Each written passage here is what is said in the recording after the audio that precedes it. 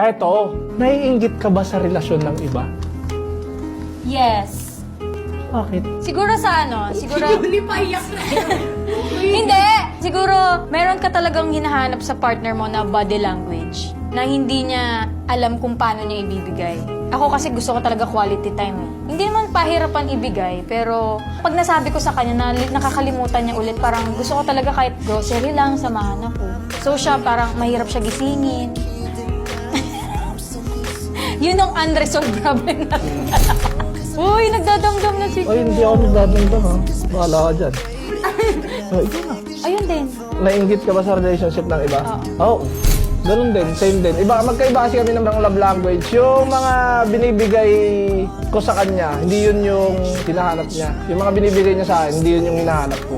Pero, we manage to accept. Kaso nga lang, may hinahanap ka lang din talaga. Ganun talaga. Pero Pero, di ka naghanap ng... hindi kami naghahanap ng iba. Kumbaga, ginagawa namin ng paraan, ma-i-balance. Eh, ganun naman talaga. Para sa mga nagmamahalan dyan, masasabi mong mahal mo ang isang tao kapag inconvenient na ang lahat ng nangyayari sa inyo. At nag-i-stay ka pa rin dyan.